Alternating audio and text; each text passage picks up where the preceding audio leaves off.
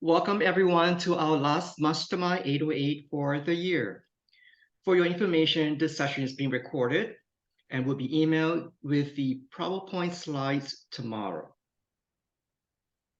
First, I want to thank and acknowledge the 2023 Board of Directors for their hard work. Akino Hayakawa, past president, Aaron Tanganen, president-elect, Lauren Fukumai, education, Lisa Van Dan Hoovel, communications, Arlene Kim Kawamoto, President Circle Chair. I serve as your president. Thank you so much for your hard work and volunteer. Our first event for 2024 is the graduation celebrations, honoring those who have earned their CRS designations for this year. It will be held at the Honolulu Country Club, January 23rd at 11 a.m. Registrations would be forthcoming. We have courses lined up for 2024. Crystal will drop the link with the course flyers for your information. There will be 3 Zoom classes and 2 live courses with mark given in August 2024. We are awaiting for approval for CE for each course, and most likely it will be 8 elective hours. At the end of this program, we will select a winner who will receive a free 1 virtual course. So stay tuned, you must be present to win.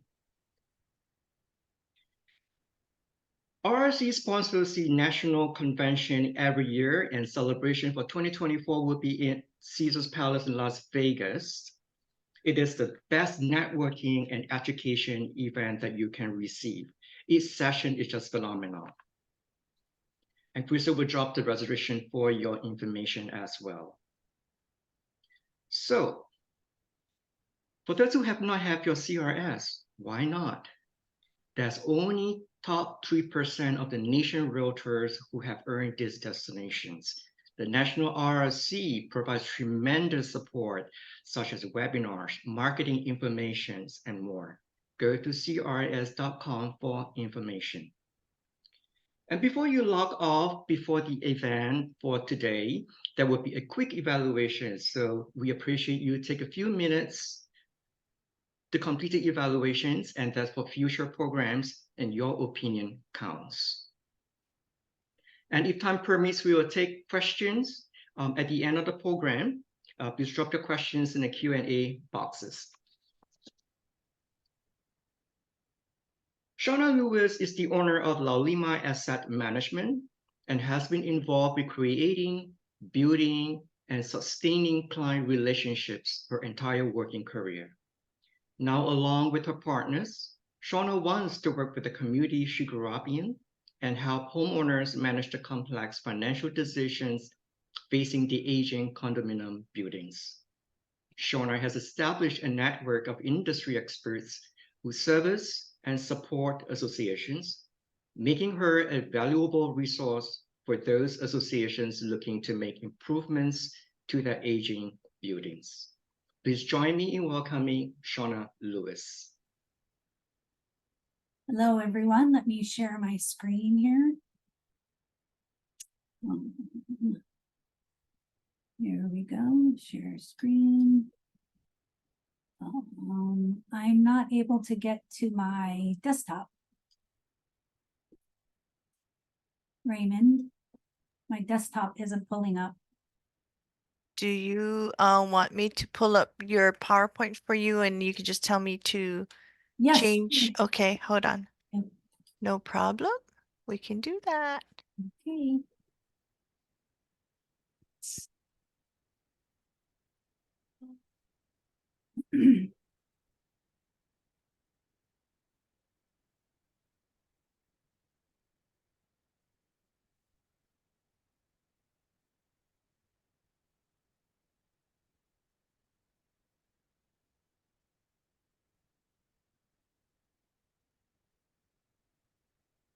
It's pulling up. Hold on.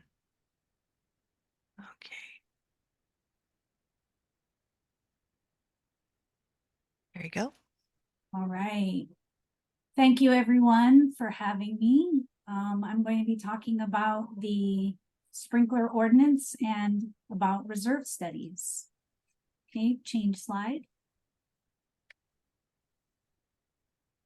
As a result of the Marco Polo fire, Honolulu Fire Department identified approximately 309 high-rise residential buildings that do not have a fire sprinkler system and are at least 75 feet in height or higher. All identified buildings must comply with Ordinance 19-4. This complete list of buildings can be found on HFD's website. Change slide. Some general FSLE requirements. Every FSLE identified association has now conducted a fire life safety evaluation or has agreed to install a new fire sprinkler system. In most cases, that means a new fire alarm system will also have to be installed. There are only two possible options for passing the FLSE. Option 1 is to install a new fire sprinkler system. Option 2 is to make the necessary construction repairs identified in the FSLE results report. This option requires an ownership approval vote before filing with HFD. HFD will file a notice of violation for non-compliance against the building as the penalty for failing to meet any and all FSLE deadlines. And to date, HFD has not included any monetary fines associated with missing deadlines. Whether the association elects to install a sprinkler system or make construction repairs, associations were directed to hire a design professional to prepare plans and specs for the building permits and contractor bidding. Change slide.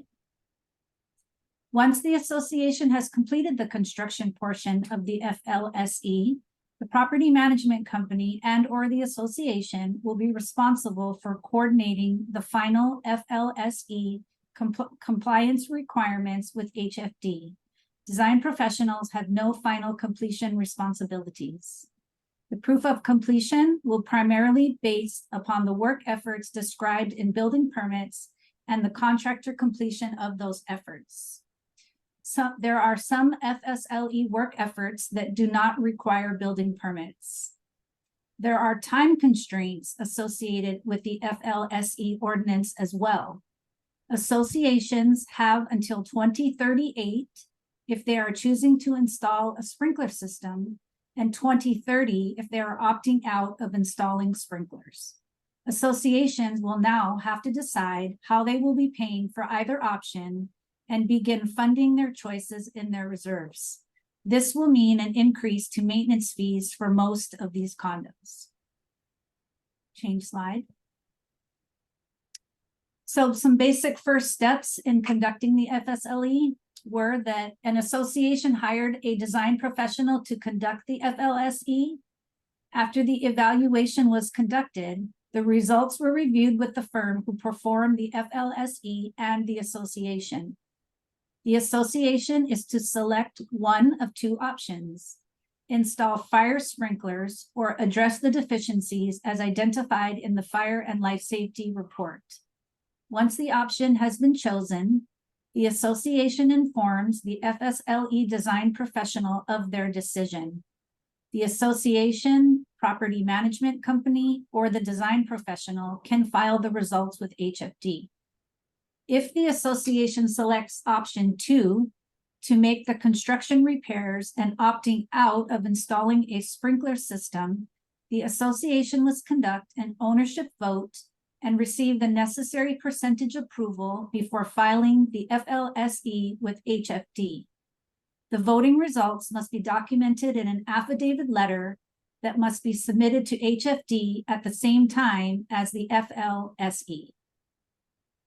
Change slide. So the deadline for filing this report was August 2nd of 2022. Today, these associations are preparing to move forward with the FLSE construction project to either install sprinklers or address repairs. However, many of these associations are putting off these improvements. FSLE improvements require design professionals' involvement, and that includes building permits. As deadlines approach, these associations will be hard pressed to complete the work in time for any number of reasons. And currently, HFD has not declared what a late penalty will be. Change slide. Some other considerations. The buildings identified in the FLSE are now 40 to 60 years old and will be in the need of capital improvements of one kind or another. Windows, painting and smalling, railings, roofing, and plumbing pipes are a few of the cyclical building components that either must be replaced or upgraded. Based upon the FSLE results, perhaps 80 to 90%, so that's about 270 of those buildings evaluated, failed the fire alarm system of the evaluation and will now be required to install a new fire alarm system that meets current code standards. And this is something that was a bit misunderstood. Not a lot of these buildings were aware that they were going to have to install a new fire alarm system. So if they hadn't touched their alarms in the last 5 to 10 years, it's going to require a new fire alarm system, which also means a lot of in-unit components that includes strobes, horns, and audibles in every unit. We know that cast iron plumbing pipes in Hawaii don't last as long as they do on the mainland. In Hawaii, the plumbing, drain, waste, and vent pipes that are now 40 plus years old have either come to the end of their life expectancy or will be within the next 5 to 10 years. All age condominium buildings will need to undergo a revitalization program to extend the life of the building for another 40 to 50 years. Buildings are typically designed to last about 80 years, and there will be a need for other capital improvement projects besides the FLSE requirements. Change slide. The other big consideration, building and homeowner insurance. The FLSE requirements are based in law. Insurance and safety risk components are not based in law or regulated by the Honolulu Fire Department and can be changed in a moment's notice. What's considered acceptable today may not be tomorrow. As disaster insurance payouts increase by billions each year, insurance companies are implementing policies to reduce their risks wherever possible. While the FLSE option 2, opting out of installing a sprinkler system, makes a building safer, it still falls short of current code standards. Non-compliant buildings that are grandfathered in to remain as is may someday be forced into installing fire sprinkler systems or otherwise pay absorbent premiums. Board of directors are generally conservative and, in most cases, will only react when something becomes urgent. Delaying FLSE improvements will significantly increase the cost of these improvements and create bigger challenges for those involved with their associations in the future. Change slide. So now these are some of the new changes that are affecting reserve study laws, and this is related to Senate Bill 855. The point that condominium budgets must provide for future capital repairs and replacements has been emphasized again this year. Excuse me. Changes imposed in 2022 following the 2021 collapse of a Florida condominium. This year's changes further expand upon reserve requirements. Change slide. So these are just some of the details that affect the changes in reserve studies. First, there is a requirement to provide a budget summary as an aid to understanding and transparency. Disclosure as to whether the budget has been prepared on a cash or accrual basis. The estimated costs of fire safety equipment or installations that meet the requirements of the life safety evaluation required by the applicable county for any building located in a county with a population greater than 500,000, provided that the reserve study may forecast a loan or special assessment to fund life safety components or installation. Also, the balance of total replacement reserves fund of the association as the date of the budget. Change slide. The estimated replacement reserve assessments that the association will require to maintain the property based on a reserve study performed by or on behalf of the association, provided that the reserve study, if not prepared by an independent reserve study preparer, shall be reviewed by an independent reserve study preparer, and that reserve study shall be reviewed or updated not less than every 3 years. A general explanation of how the estimated replacement reserve assessments are computed. The amount the association must collect for fiscal year to fund the estimated replacement reserve assessments. Information as to whether the amount the association must collect for the fiscal year to fund the estimated replacement reserve assessments was calculated using a percent funded or cash flow plan. The method or plan shall not circumvent the estimated replacement reserve assessment amounts determined by the reserve study. Change slide. A good faith effort to adequately budget for the true cost to operate the condominium in both the current year and over several decades is a requirement. A director or manager who fails, neglects, or refuses to make such a good faith effort acts below the standard of care and risks being held liable. This is true even if incumbent owners will be burdened economically. Today's owners are responsible to pay into reserves to fund future capital repairs and replacements. Change slide. In conclusion, most of the age condominium buildings that are part of the FLSE have other important building components that must be replaced to extend the life of the building. To pass the FLSE, significant and timely decisions must now be made by the board of directors, or future owners will be saddled with even bigger challenges. Insurance companies are trending towards carrying less risk, and in the meantime, premiums will continue to increase. Associations that are part of the FLSE and select option 2 will still be vulnerable to the demand authority of insurance companies. Reserve studies will be scrutinized and required to meet real-world replacement costs. Change slide. So that was my presentation. I'm with Laulima Asset Management, and I will open up the floor through Raymond for any questions.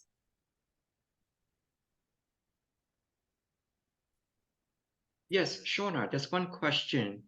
Would you be able to provide the Honolulu Fire Department website link? Hang on a second. For condo buildings that have or haven't completed compliance to the FLSE. Certainly, I can make that available to you. Okay, thank Yep. you. And actually, you just Google HFD high-rise fire sprinkler list. I think it will come up automatically. It's pretty easy to find, but I'd be happy to provide that as well. Great, thank you. Sure. And the second question here is, the information about the recent fire at 780 Amana Street, Woodrose, Condos, stated that the association had upgraded its fire alarm system, which included annunciators.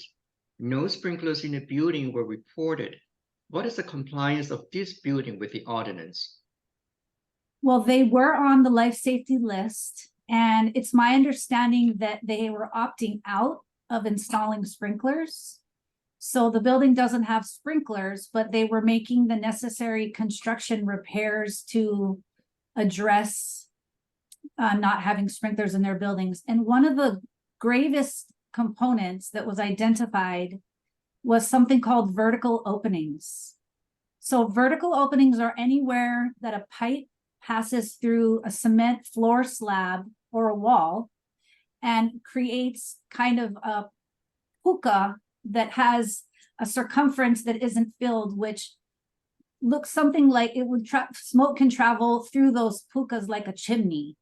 So in buildings that haven't done a piping replacement project, they have not added in the necessary fire stopping that plugs these holes. I'm not sure if the Woodrows had done that, but long story short, the fire department is a huge component of installing fire sprinklers. And because it didn't have a sprinkler system, there was a fire in a unit. So that's kind of where they were. Thank you.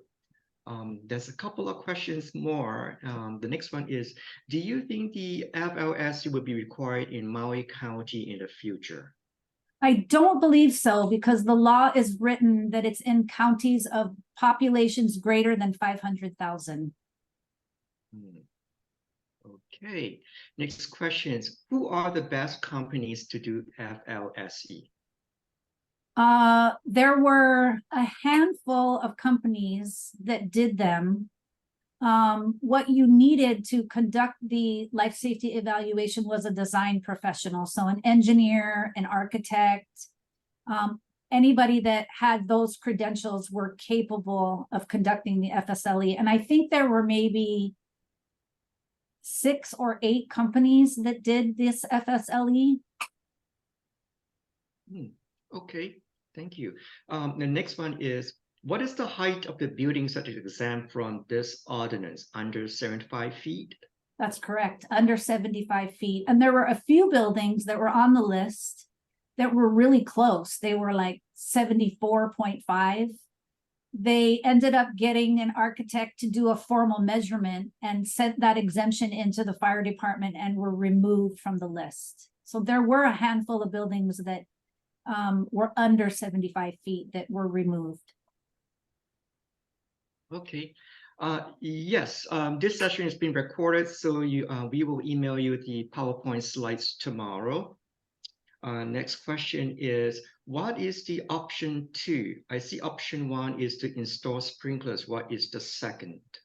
The second is you're opting out of installing a sprinkler system, and in your life safety evaluation report, there were 16 different components that were identified by HFD relating to fire and life safety.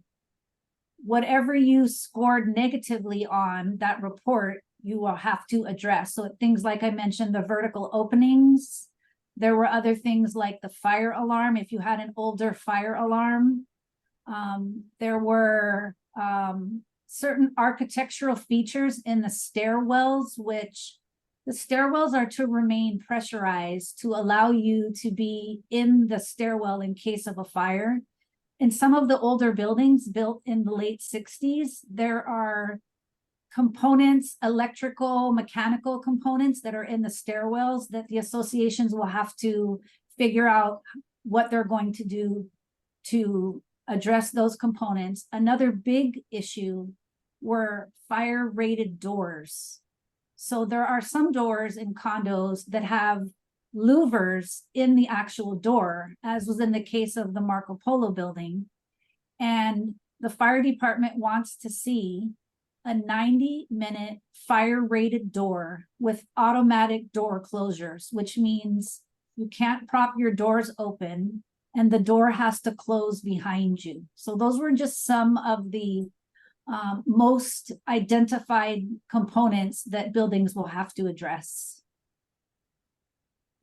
Great. Thank you, Jamie Apuna, for providing the link to the list of the condos in the chat. Thank you. And let me see here. The other question is, are 2 to 3 stories required to install sprinklers too? No, they are not, because they would be under, anyone under 75 feet is exempt from this ordinance. Okay. Next one, will compliance become an issue for seller disclosure to prospective buyers? I think eventually, yes. I think as we get closer to the compliance dates of, if you're opting out, it's 2030. And if you're opting to install a sprinkler system, it's due by 2038. I think potentially it could be.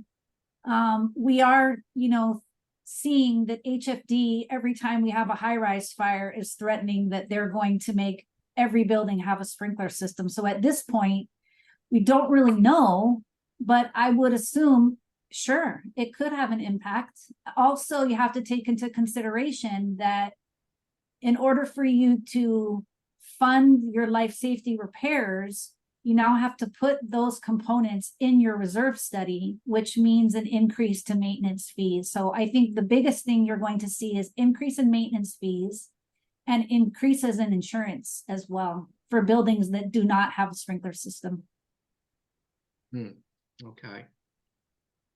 And the other question is, how could I research what exceptions for the building? Exceptions for, I'm not sure I have the question. Yeah, I guess is what exceptions for the building, if I can research, other than those lists of buildings, the buildings that are on that list, are the only exceptions maybe would be those under the 75 feet? That's correct, yeah. And buildings that do not have a sprinkler system that were over 75 feet. So that's how this whole thing started. Was Marco Polo was a building that's over 75 feet that did not have fire sprinklers. So that's how it started. They identified, initially, I think the list was 315 buildings, and that got pared down to 300 or 290 or something like that. So those would be the only exceptions as applicable to this ordinance. Okay, so there's another question that's tying into the Woodrose fire. So the question is, if 780 Amana Street opted out of sprinklers and now had a fire, is cancellations of the fire policy a possibility? I couldn't speak to that for sure, but I can say that it's going to affect their insurance. And I think we're kind of coming to the point where, with the escalating costs in insurance, what would you want to pay more for insurance or more towards making the building safer and installing a sprinkler system? Excuse me. Okay. The next question is, on the list it shows in big cap INT period CORR period. What does that stand for? Interior corridors. So that means your hallway walkways are closed, not open. Excuse me. Kind of like a hotel, how you can walk by and see all the windows. Excuse me. Thank you, Shawna. Let me see. Yes, another question is, any idea on generalizations on what construction is required for option 2? Excuse me. Some of those, oh, I have a frog in my throat.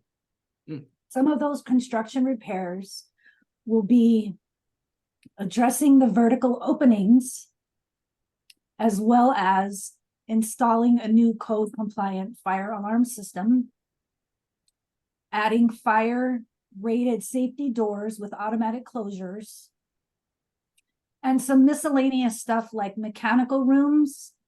They need to have a fire rated door as well. So those were kind of the top 4 that we would see. Thank you. The question is, because single loaded condos don't burn down a covered hallway like a double loaded buildings, is it possible for a different standard? At this time, no. I think as a result of the Marco Polo fire, there was a lot more scrutiny placed on buildings, high-rise buildings that do not have fire sprinkler systems. So we don't anticipate this going away. We actually see it becoming more aggressive. And with the Woodrose fire, the potential for the fire department to mandate all buildings to have sprinklers is a possibility. And we are hearing insurance-wise that it's possible that your insurance premiums would increase 20 to 25% annually until the building installed a sprinkler system. Wow. All right. Next one. can we assume the FLSC is likely coming to the outer islands, even though we are less than 500,000? I don't think so, no. I don't think so. Okay. The next one is, what are the cost implications for the two options, and are associations having affordability issues? Well, this is a great question. The answer is, how can you afford not to? You know, at this point, insurance is covering a lot of the aging condominium building claims, and the claims are continuing to increase. So I don't anticipate that that's going to go away. I think that, you know, the reality is to bring a sprinkler, to install a sprinkler system into a building, it's very costly. You have to bring a brand new water source into the building. You also have to add on significant mechanical equipment to push the water up to the higher floors. And if you're opting out, a lot of buildings are finding that because they haven't addressed their plumbing pipes, their cast iron plumbing pipes, now is the time to do that, and to do that in conjunction with installing a new fire alarm system so that you can get all the in-unit work done at one time, where you're doing the pipes and the alarm at the same time. But the reality is there is no cheap fix to either option. It's going to be costly. Regarding affordability, there are some rumors that there may be some federal low interest loan programs offered, but right now there's been nothing formal. As we've seen, associations are taking out bank loans to fund these two projects. Thank you.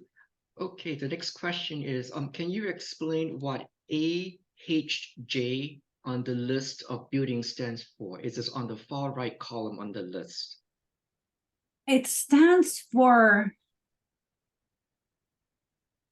adjudicating how something jurisdiction. I think it's a fire department term. I can't confirm that for sure.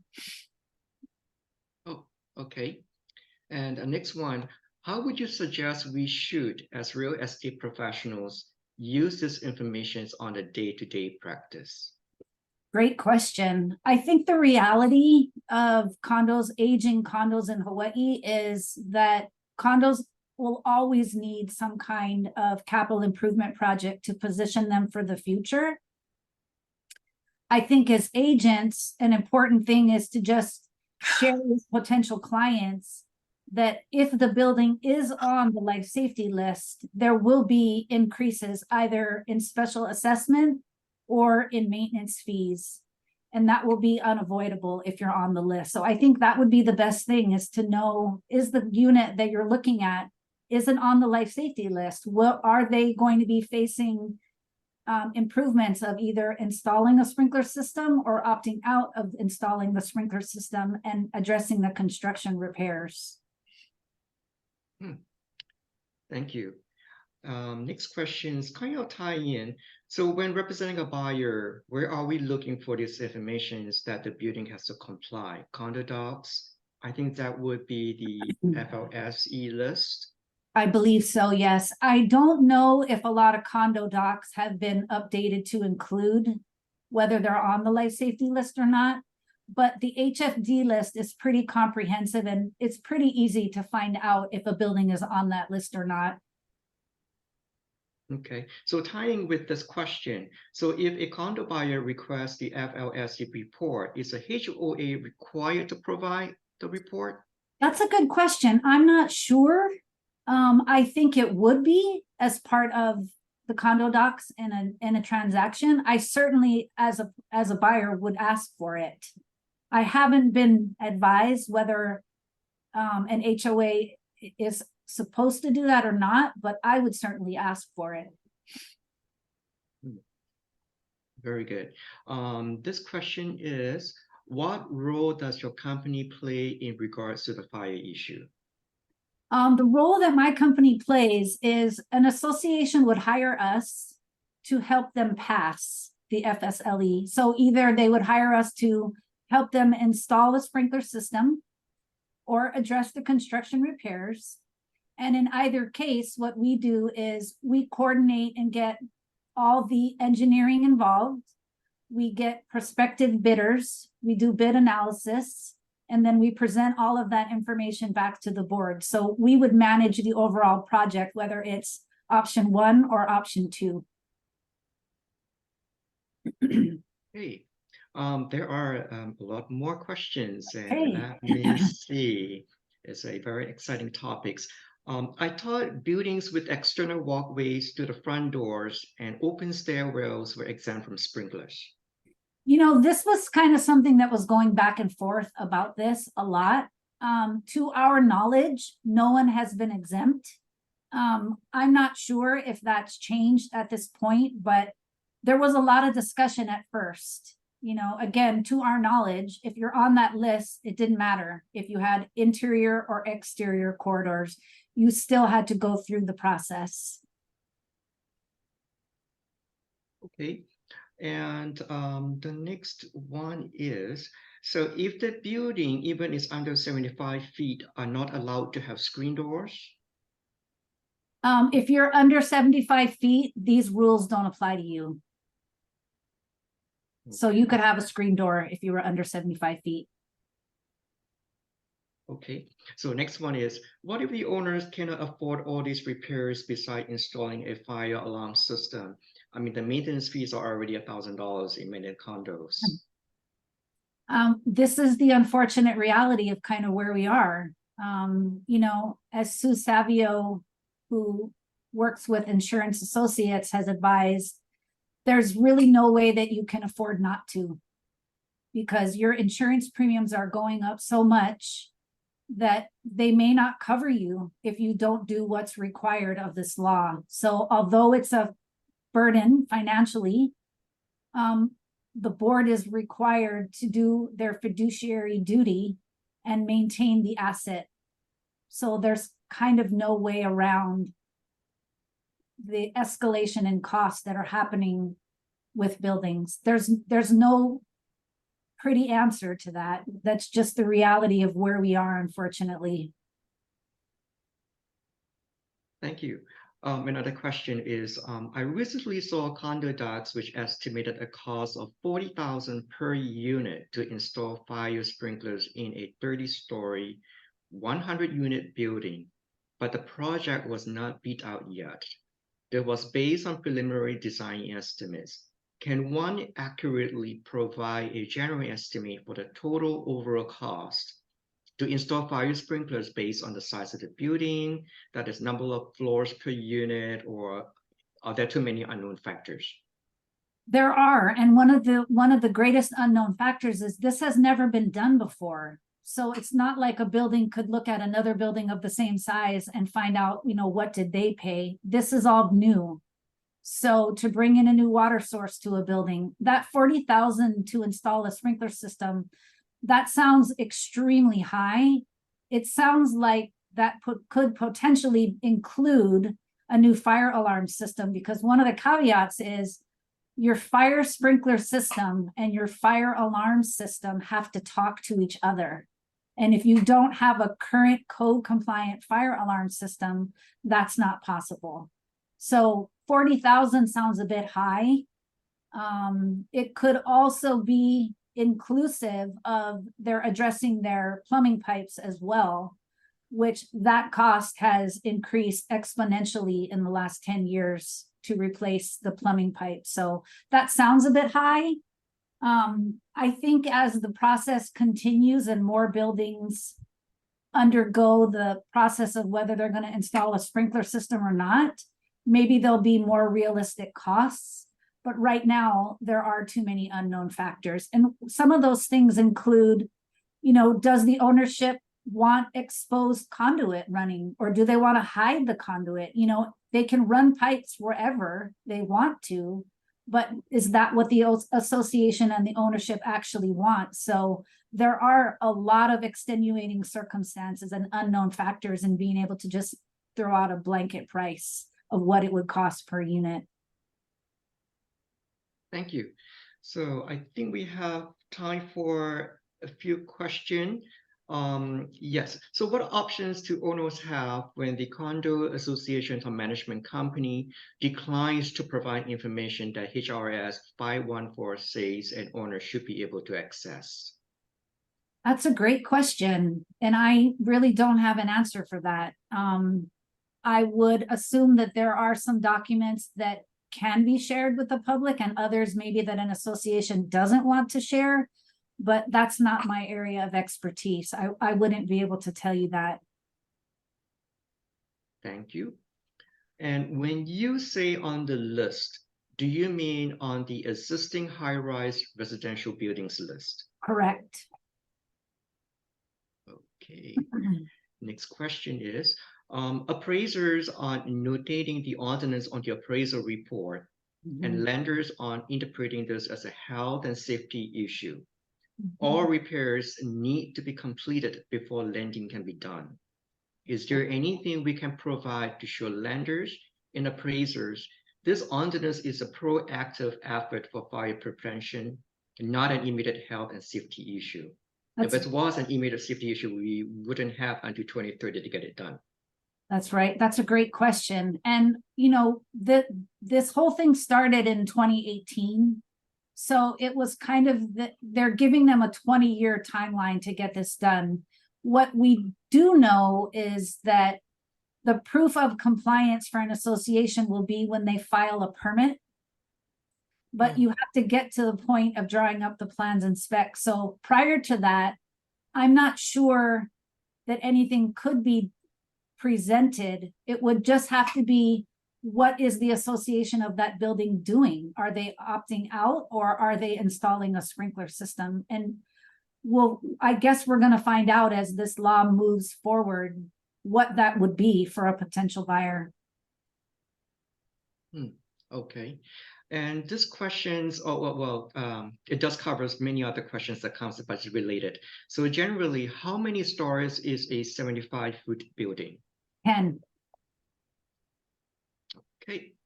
I think the last one is, have all these buildings on this list notified their owners of this change in law and compliances? So we should be seeing this also on seller disclosure. That's correct. They should have at this point, because the life safety evaluation where you had a design professional come in, walk the building and give you a score, that was due last year. So by this point, if you didn't know, you probably are not paying attention as to what's happening in your building, but it should be something that is commonly discussed with an association and their ownership. Okay, I think it's tying to another question that came in before, and on the list, the column INT period CORR stand for, which is interior corridor. Yes. And LSE submitted to AHJ. What does that mean? That means, have they submitted the report to the fire department? Okay. And the last one is whether or not building opts for fire sprinklers, it needs a majority vote of owners, 67%, I think. If you're opting out, correct, you do need an ownership vote so that everyone is aware that we are declining to install sprinklers. Okay. And last one, which has come in, would be, if a building already has sprinklers, are there any new requirements for them related to alarms? Well, it depends, you know, are the sprinklers just in the common areas and are they not in units and hallways? Because some buildings had sprinklers in the common areas, but didn't have it in the unit. So they were still on the list. Okay, I just noted one. Do you know what frequency does the FLS list is updated by the HFD? I want to say at one point it was quarterly. I haven't seen an update. I think since August is the last time that I saw an update, but I believe there was going to be an update in November because there was some Senate testimony that was going to be happening about this, and they were supposed to be coming out with some kind of updated communication, but I haven't seen that yet. So to my knowledge, I think August of this year was the last time the list was updated. Another one just came in, which is related to the INT corridor. So this agent is asking, what is the difference does it make between having an interior corridor versus none? Well, and is in the case of Marco Polo, and this is one of the reasons why they identified interior and exterior corridor. So Marco Polo is an interior corridor building, which means they have, when you walk down the hallway, there's units on either side. It's not open on one side. And the difference is, as in the Marco Polo fire, is there were allegedly doors, the exit doors on both ends were left open, which is a no-no. You're supposed to keep those doors closed to prevent fire from flowing through the interior corridor. So that's the difference, is that it allows, it's another avenue for the smoke and fire to travel quicker through a building. Great, thank you so much, Shawna. You're and welcome. Okay, now I don't think there's any more questions. So now for our drawing. So the winner will win 1 registrations to any of the Hawaii CRS virtual courses. So you must be present to win. And